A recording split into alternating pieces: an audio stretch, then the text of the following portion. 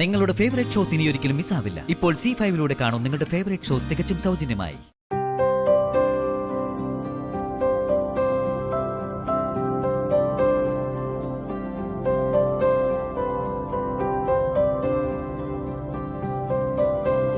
മണിക്കുട്ടാ, ഇതാരീ കോലം വരച്ചത്? വേറെ ആരാണ് വരയ്ക്കുന്നത്? ഇത് വരച്ചത് നിന്റെ പ്രിയതമൻ തന്നെയാണ് പാറു. വിശാൽ സാറാ ഈ കോലം വരച്ചത്. വിശാൽ സാറോ? സാറിന് ഇത്രയും വരയ്ക്കാനൊക്കെ അറിയായിരുന്നോ? അതൊക്കെ സാറിനോട് നേരിട്ട് തന്നെ ചോദിക്കണം. എന്തായാലും ഇത് അതിശയായിരിക്കുന്നു.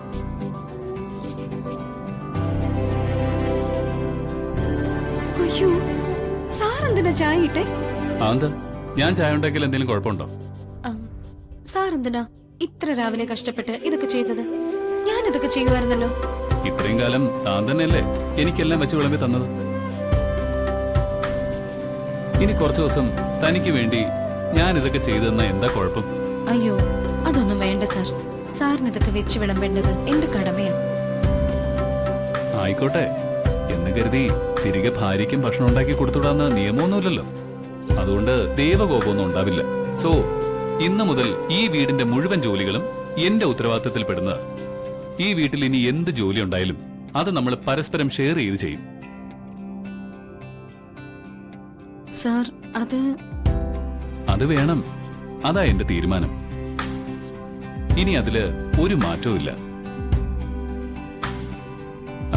താൻ ഈ ചായ കുടിച്ചേ. വായിൽ വെച്ച് കുടിക്കാൻ കൊള്ളാമെന്ന് എനിക്കൊന്ന് അറിയണമല്ലോ.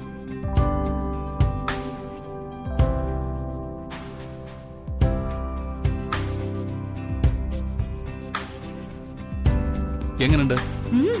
നന്നായിട്ടുണ്ട്. അത് വെറുതെ താൻ എന്നെ ചുമ്മാ സുഖിപ്പിക്കാൻ വേണ്ടി പറയുന്നതല്ലേ? അല്ല, സത്യമായിട്ടും ചായ അസലായിട്ടുണ്ട്. നന്നായിട്ടുണ്ട് സാർ. 100-ന് 100 ഇല്ലെങ്കിലും ഒരു 90 മാർക്കൊക്കെ കൊടുക്കാം. മതി, അത് മതി. പതിയെ പതിയെ ഞാനത് 100 ആക്കിക്കോളാം. പാറു, ഇന്നലെ രാത്രി വിശാൽ സാർ ഇവിടെ നിന്റെ അടുത്തില്ലായിരുന്നു. അത് നീ അറിഞ്ഞോ? ഇല്ല, ഞാൻ അറിഞ്ഞില്ല.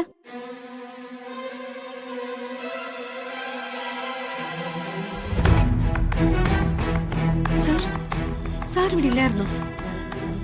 അത് ഞാൻ പരിങ്ങയൊന്നും വേണ്ട സാർ. ഉള്ളതുപോലെ പറഞ്ഞാ മതി. അത് ഞാനിവിടെ ഇല്ലായിരുന്നു പാർവതി. പിന്നെ സാർ എവിടെ പോയിരുന്നു?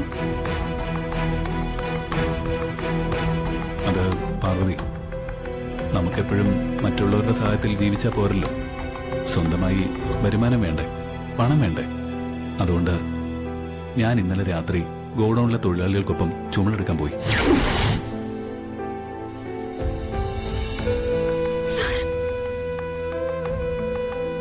ഏത് തൊഴിലിനും അതിൻ്റെതായ മാന്യതയുണ്ട് പാർവതി. അന്യരുടെ മുന്നിൽ കൈനീട്ടുന്നതിനേക്കാളും നല്ലതല്ലേ അധ്വാനിച്ച് പണം നേടുന്നത്? അതുകൊണ്ട് ഞാൻ ചുമടെടുത്തു. അതിനുള്ള ആരോഗ്യവും കായിക ശേഷിയൊക്കെ എനിക്കുണ്ടല്ലോ.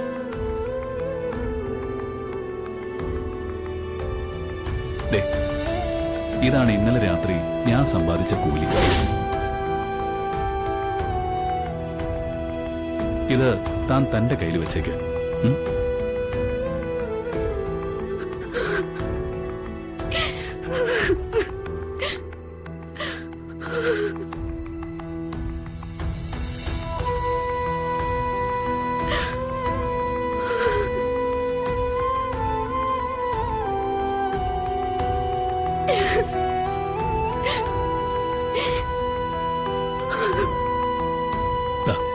ഇത് പിടിക്കാൻ.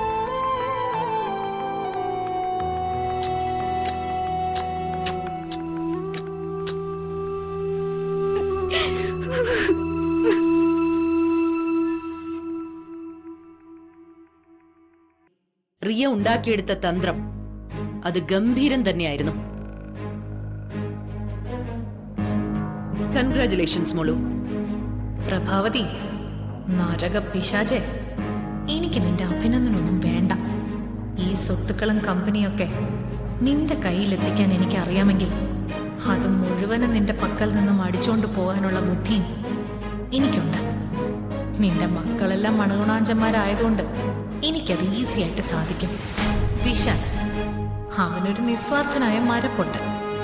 ഇവൻ വിനയ് പെണ്ണെന്ന് കേട്ടാൽ അവിടെ നിന്നും മാറാത്ത മറ്റൊരു കോന്തൻ. ഇവനൊക്കെ കൂടെയുള്ളപ്പോ പ്രിയയ്ക്ക് സ്വത്തുക്കൾ തട്ടിയെടുക്കാനാണോ പ്രയാസം? പ്രഭാവതി, തൽക്കാലം നീ റാണിയായിട്ട് വിലസിക്കോ. എനിക്കുള്ള അവസരം ഒന്ന് വരട്ടെ. അതുവരെ ഞാൻ ഇവിടെയൊക്കെ തന്നെ ചുറ്റിപ്പറ്റി ഉണ്ടാവും. അല്ലറിയ, നീ എന്താ ഇങ്ങനെ ചിന്തിച്ചു നിൽക്കുന്നത്? അല്ല, ഞാൻ വിശാലിന്റെയും പാർവതിയുടെയും ഇപ്പോഴത്തെ അവസ്ഥയെക്കുറിച്ച് ആലോചിക്കുകയായിരുന്നു. പാർവതി കാരണം വിശാലിനും കോളനിയിൽ കഴിയേണ്ട ഒരു സ്ഥിതി വന്നില്ലേ? ഹാ, പാവം ഇന്നലെ രാത്രി എങ്ങനെ കിടന്നുറങ്ങിയോ ആവോ.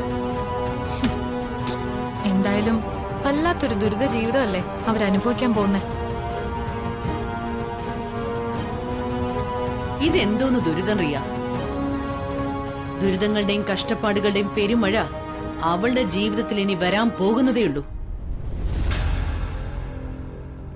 അതിനുള്ള പണികള് ഞാൻ ഒന്നിനു പിറകെ ഒന്നായി കരുതി വെച്ചിരിക്കുമല്ലേ. അമ്മേ, പണി കൊടുക്കുന്നതിനൊപ്പം നമുക്ക് ഇങ്ങോട്ട് പണി കിട്ടാതെ സൂക്ഷിക്കണം. അതെന്താടാ നീ അങ്ങനെ പറഞ്ഞത്?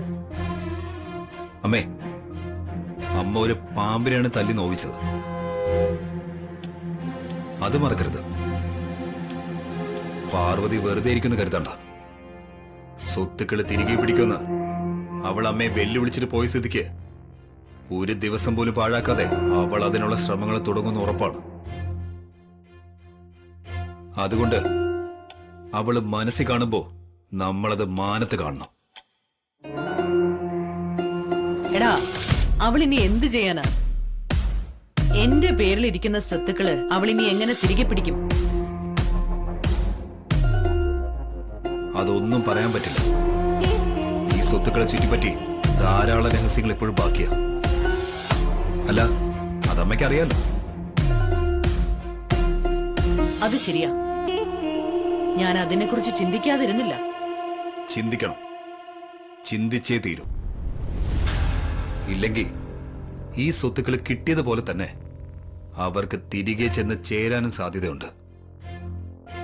അതുകൊണ്ട് ആചാര്യ വക്കീലിനെ കണ്ട് എത്രയും പെട്ടെന്ന് തന്നെ രഹസ്യങ്ങൾ മുഴുവൻ നമ്മൾ അറിയണം. അതറിഞ്ഞാൽ മാത്രമേ അവന്റെ അവളുടെ നീക്കങ്ങളെ നമുക്ക് തടയാൻ സാധിക്കൂ. എന്നാ വൈകിക്കണ്ട. ഇന്ന് തന്നെ നീ റിയയും കൂടി ആചാര്യ വക്കീലിനെ പോയി കണ്ടിട്ട് രഹസ്യങ്ങൾ അറിഞ്ഞിട്ട് വരും. ശരിയമ്മേ, ഞങ്ങൾ ഇന്ന് തന്നെ പോവാം.